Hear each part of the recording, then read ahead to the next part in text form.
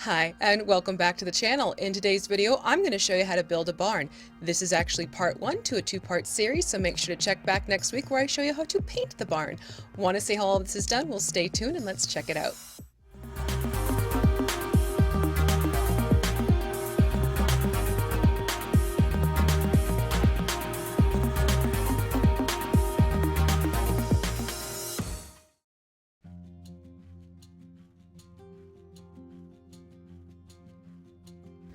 To get started with this project, you're going to want cardboard like a pizza box or something of a thicker cereal box cardboard. It will also help to have a form already created for you to trace to create the front and back panels of your barn. What you want to do is simply trace around your pre-made form onto the cardboard, then using a sharp utility knife, you can then cut away the shape. Now it will help to have some scissors on hand to help smooth out the edges. I actually ended up rounding off the top corners to this barn to help it form the shape that I wanted. Now, of course, once you've made the one, you'll want to make a second one by tracing the one you've just cut out. However, when you go to cut this one out, make sure you are trimming on the inside of your line as opposed to the outside, otherwise it will be slightly bigger than the other. The thing with these barns is you really can create your own shape that you want to have for the overall formation of your barn. Give it some personality this way. For the side panels, it really is handy to have your cutting mat for this. Place one of your front panels onto your cutting mat and then basically figure out where you want to go. I decided to go with 3.5 inches in height. So what you're going to do is take the same type of cardboard, measure up 3.5 inches high, mark it on one side, mark it on the other, then taking a ruler and another sharp utility blade, you're going to cut down to get the right height for your side panel pieces. Then you can figure out your side panel length. In this case, I went for 5 inches. In the long run, you want to make sure you end up with 2 side panels equaling the same measurements, both with length and with height. To add the foam core to these pieces, first of all, peel off the paper from both sides, then using this particular type of glue stick, really make sure you have the cardboard well covered. Adhere it to the foam core. What I found help is to cut these out into smaller sections, and then just to make sure that this glue really takes as it's drying, put a heavier book on top of each of these panels just to make sure it adheres nicely. Once it is dry, you are then going to trim away the excess foam core so that everything lines up nicely with your cardboard. Make sure you have done this with all 4 of your panels, the front, the back, and the 2 sides. To add the wood grain to the foam core, you're going to take a wire brush and moving from north to south on your panel pieces, you're going to lightly drag the brush from the top to the bottom. Do not go back and forth and up and down. You want to start top to bottom, lift the brush top to bottom, and this will give you a really nice wood grain detail on your foam core. To create the wood planks on the side panels of these pieces, what you want to do is take a wooden coffee stir stick, place it down on top of the foam core, and using a black ballpoint pen, basically measure out the width of each of these sticks, and you're going to move it up the line as you can see here. When you get to the very end, what you're then going to do is take a utility knife, again make sure it is sharp, but don't have the blade out very far. You're just going to score very lightly in the top down each of those lines that you've made using the black ballpoint pen, then going back over with your black ballpoint pen, deepen in those grooves that when you're done, you're going to see these very definitive wooden planks running on the vertical.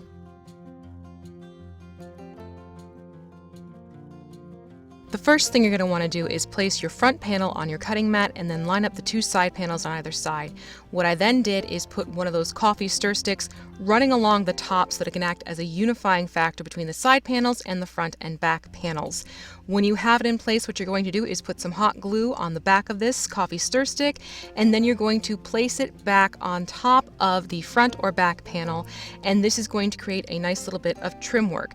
Once that has cooled off, you do want to make sure you trim off the ends, and you also do want to be sure that on the sides you put a little bit of additional coffee stir stick because you want to make sure you're wrapping around the edges of your front and back panels. And again, this is something you're going to do both to front and back panels of your barn pieces. To add the hayloft to the front panel, what you want to be sure you've done is place the front panel on your cutting mat so that it has a center point. Then working off that center point, measure out how far apart you want your two coffee stir sticks to be, because these are going to act as the frame to your hayloft, working off of that first bit of trim work. So I placed one stick on one side, measured out so it was even on the other side, and placed the other stick on the other side. The next thing you want to do is take some heavy cardstock, and you're going to place this on the inside of these two pieces, measure out the overall width for the top part of the framework, and basically get everything put into place. This is going to hide the texture that's been put onto the foam core, and it is going to create the opening for your hayloft. For the back panel trim, I basically went a little more decorative. Again, place this on your cutting mat, have a center point, and I placed a stir stick dead center of this back panel.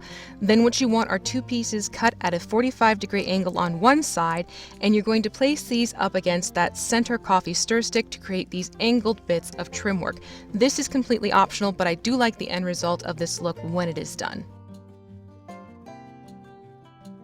When it comes to attaching these pieces together, you are first going to take 1-inch wide strips of heavy cardstock, and you're going to attach one side to the back of one of the side panels. Then you're going to fold this cardstock over so you have a 90-degree angle after you've trimmed off the excess. Then what you want to do is put a bead of hot glue on one of your front or back panels. You are then going to place the side panel up against where you've just put this bead, making sure your edges meet up nicely. Once that has taken, you're going to put another bead of hot glue against the side of the back panel here, and you're going to press down that cardstock, and basically this is going to be reinforcing your corners. Make sure you do this to all points of attachment as you put the front, back, and side panels together to form the frame of your barn. For the base of your barn, you want the 1-inch thick insulation foam. You're going to place your barn frame on top, trace it out, then using a ruler and a sharp utility knife, making shallow cuts, you're going to cut the excess foam free of the traced form that you have on your foam. When you are done, you should end up with a nice rectangle that is going to fit nicely under your barn and act as your barn's base. Do not worry about any texture that might result on the sides of your base, because those are going to be hidden when it comes time to texturizing this area to make it look more like stones. When you do have this hot glued into place, what you are going to want to do is take your hot glue gun, go inside the form, and just run beads of hot glue against where the cardboard is meeting the foam insulation base, again to further reinforce the attachment of these two pieces together. To add texture to the foam that we just attached to the bottom, what you're going to do is take your wire brush and basically bang it up and down onto the 1-inch thick foam. After that, you're then going to take a crumpled up ball of foil and press it into the foam as well, and this is going to help start giving it a stone-like texture when you are done.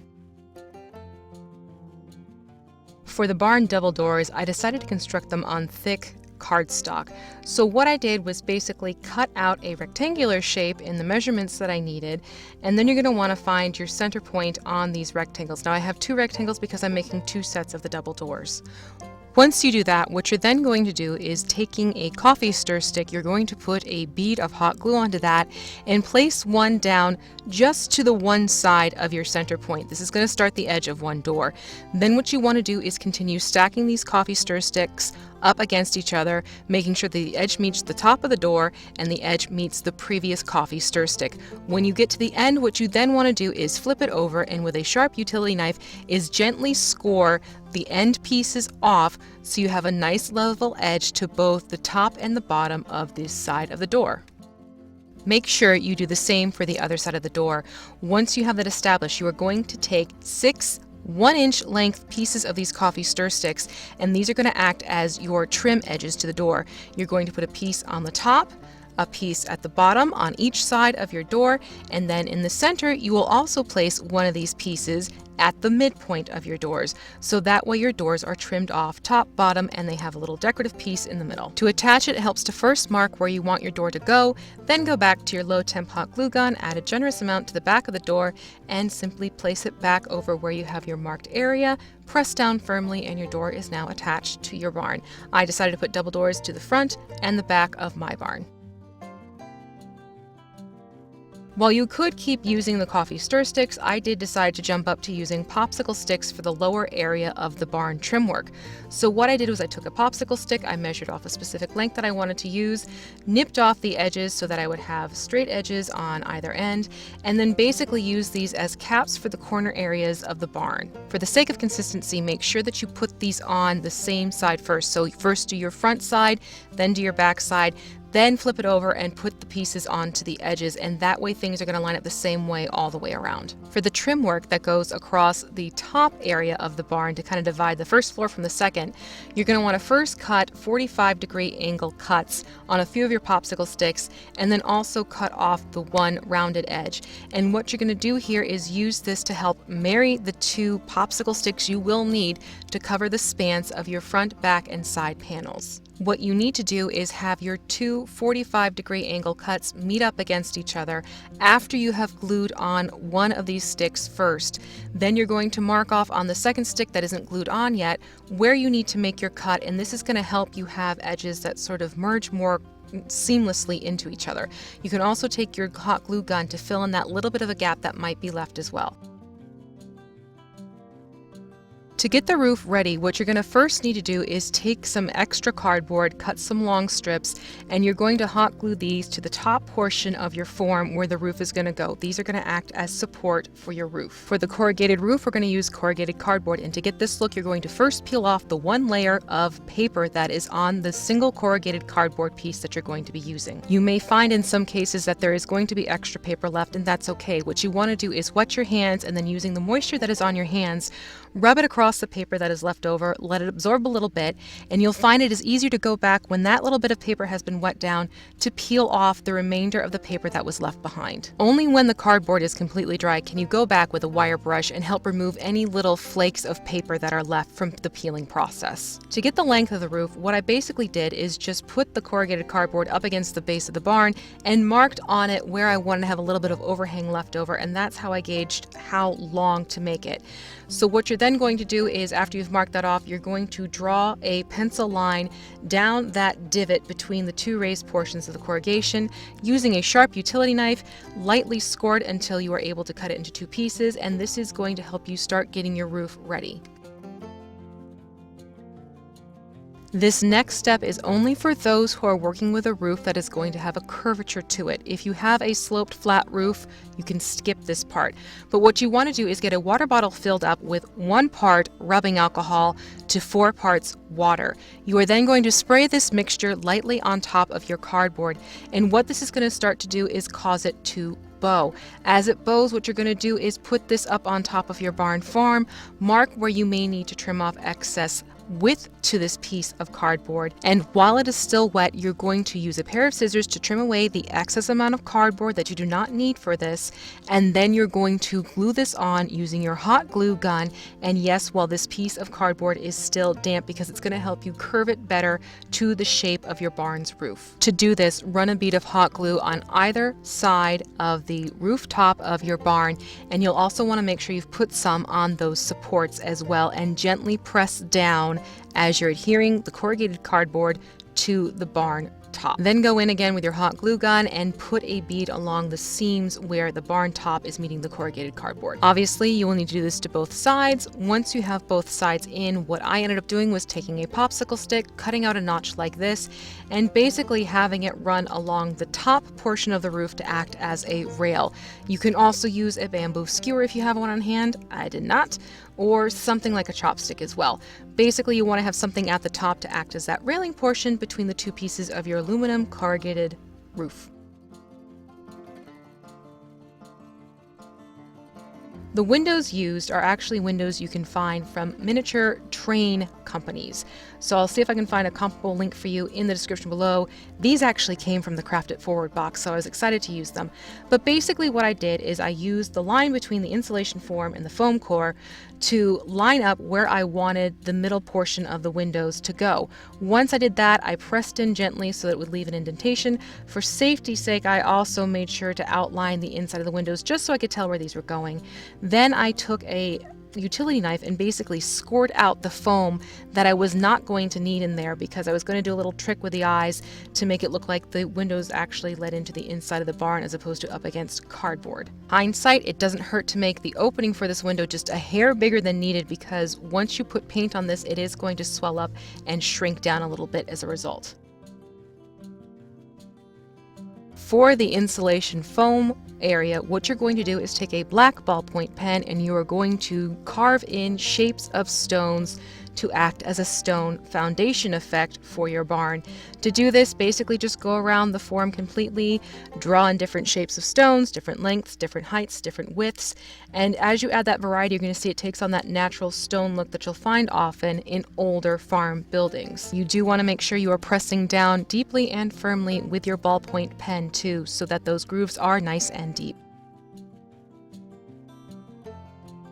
To add in the wood panels and planks to the front and back of the barn, it's basically the same concept as you did for the side panels. Really, though, it's up to you as to which areas you want to make sure have the same smaller panels, or if you actually want to make some wider ones as you get towards the top. But this is how I added them in. It's basically taking the coffee stir stick and doing the same method as you saw earlier on in the video. So this brings us to the conclusion of the barn build. If you want to paint this barn as I did with this great red color, then do make sure to check back for the video showing you how to do the painting methods I use for painting up this build.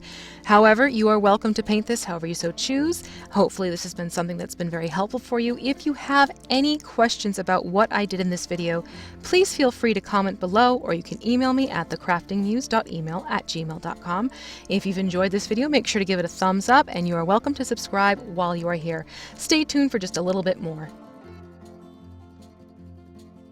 Congratulations to the winner of the Crafttober 2018 build-off for the Crafting Muse group, and the winner is Trenton Maloney. He did a great job using all the elements stipulated: cheesecloth, an LED light, and a skeleton. I really like what he came up with here, as did the group. The group voted and he won.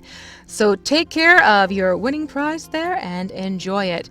Thank you very much, and I will see you next week with another video.